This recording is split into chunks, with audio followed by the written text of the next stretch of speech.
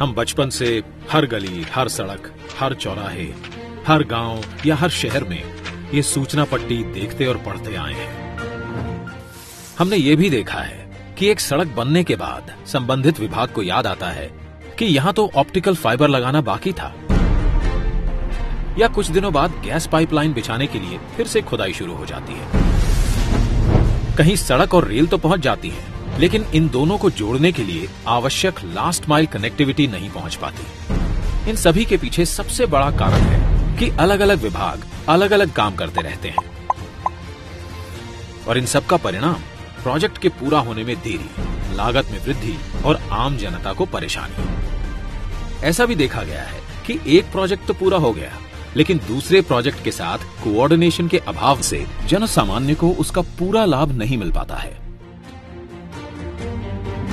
आइए इसे एक उदाहरण द्वारा समझते हैं। एक फर्टिलाइजर प्लांट तो स्थापित हुआ, लेकिन उस तक गैस पाइपलाइन की व्यवस्था नहीं की गई। गैस पाइपलाइन की अनुपलब्धता के कारण वो प्लांट पूरी तरह से उपयोग में नहीं लाया जा सका, जिससे करोड़ों की लागत से बने उस प्लांट का पूरा लाभ जन सामान्य तक नहीं पहुंच सका। इसी प्रकार सड़क निर्माण का काम कई एजेंसियां करती है। जैसे प्रमुख राजमार्गों का निर्माण NHAI करती है। इसके बाद आगे की सड़क का निर्माण राज्य PWD करती है। दूर दराज के गांवों की सड़कें प्रधानमंत्री ग्राम सड़क योजना के अंतर्गत बनती हैं, और सीमावर्ती क्षेत्रों में सड़कें बॉर्डर रोड ऑर्गेनाइजेशन BRO बनाती है। किसी भी एक विभाग के मध्य कोऑर्डिनेशन के अभाव से लोगों तक सड़कों का पूरा लाभ नहीं पहुंच पाता। सरकार ने देखा कि इंटर डिपार्टमेंटल कोऑर्डिनेशन के अभाव से प्रोजेक्ट कंप्लीशन में बहुत विलंब होता आया है।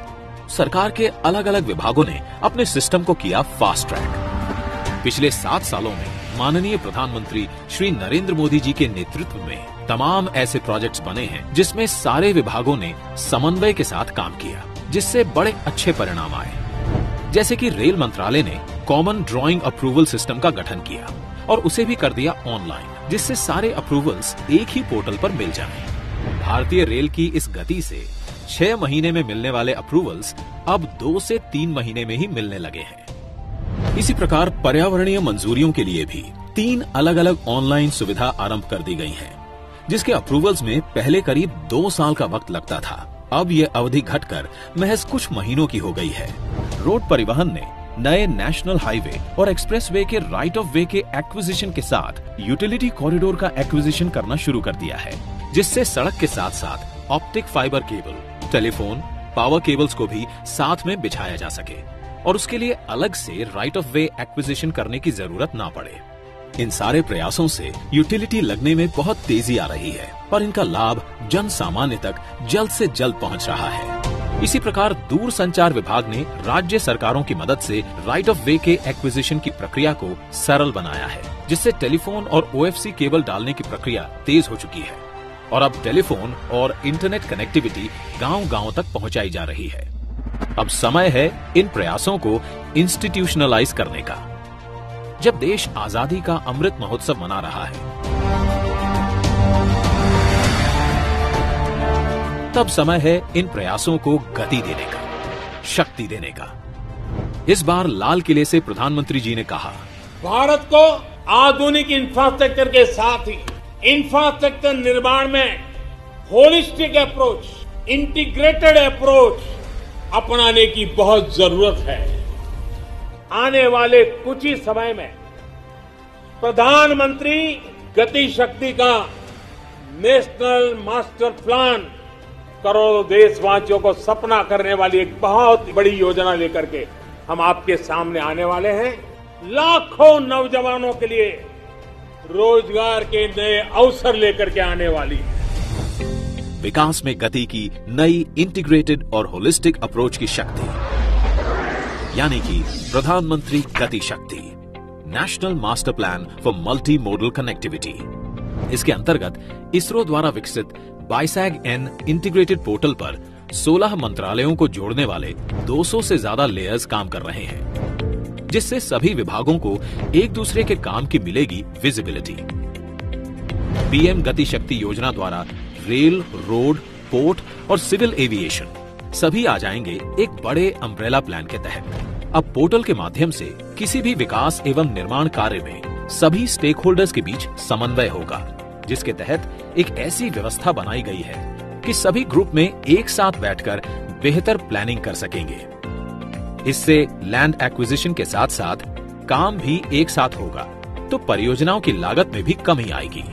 केंद्र सरकार से लेकर राज्य सरकार के विभागों तक, लोकल अर्बन बॉडी से लेकर निजी कंपनियों तक, सभी में होगा ऐसा तालमेल जो आज तक कभी नहीं देखा गया। नेशनल मास्टर प्लान से न केवल विभाग बल्कि उनकी योजनाएं भी एक छत के नीचे आएंगी, जिससे उनके अमल की गति बढ़ेगी। इसके कार्य करने की प्रक्रिया को एक उदाहरण द्वारा समझते हैं। अब जब किसी भी बंदरगाह की योजना बनती है तो वो आने वाले अगले 40 से 50 वर्षों को ध्यान में रखकर बनाई जाती है। तो इतनी विशाल स्तर की परियोजना अब सिर्फ शिपिंग मंत्रालय तक ही सीमित नहीं होगी, बल्कि सड़क और रेल नेटवर्क को भी उचित क्षमता के अनुरूप बनाया जाएगा।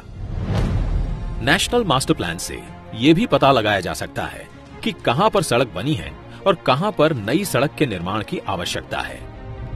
नेशनल मास्टर प्लान में हर मंत्रालय का डेटा निरंतर अपडेट होता रहेगा। यही नहीं, नेशनल मास्टर प्लान द्वारा किसी भी सामान को गंतव्य स्थान तक पहुंचाने के लिए सही मार्ग और किराए का चयन किया जा सकता है। एम्प्टी फ्लो डायरेक्शंस में ग्राहकों द्वारा माल ढुलाई में विशेष छूट ली जा सकेगी। मास्टर प्लान से संसाधनों का सर्वोत्तम उपयोग होगा, तभी तो पश्चिम भारत के प्लांट से आई खाद उत्तरी क्षेत्रों के खेतों को लहलहाएगी और किसानों में खुशहाली लाएगी।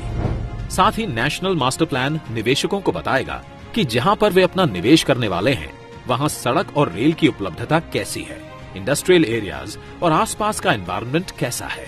इससे बिजनेस और रोजगार के अवसर बढ़ेंगे। अब देश में गति की परिभाषा केवल यातायात ही नहीं, यहाँ शामिल है गति निर्णय की, गति सरकारी कार्यों की। इस प्लान को गति मिलते ही भारत में ऐसा इंफ्रास्ट्रक्चर आकार लेगा जिससे रेल से रोड पूरक हो, रोड से सी पोर्ट पूरक हो, सी पोर्ट से पोर्ट पूरक हो, ताकि रोड, रेल, बिजली, optic fibre cable, gas pipeline जैसी सुविधाओं से देश का कोई कोना वंचित ना रहे। तभी तो प्रगति में आएगी तेज गति। इंटीग्रेटेड मोबिलिटी द्वारा लोकल उत्पादों की बड़े बाजारों तक पहुंच बनेगी आसान। हमारे उद्योग भी होंगे कंपटीशन के लिए बेहतर तैयार और निर्यात होगा सुगम और देश की अर्थव्यवस्था के चक्के तेजी से घूमेंगे। वर्क इन प्रोग्रेस बनेगा वर्क इन पेस। प्रधानमंत्री गति शक्ति, national master plan for multi modal connectivity.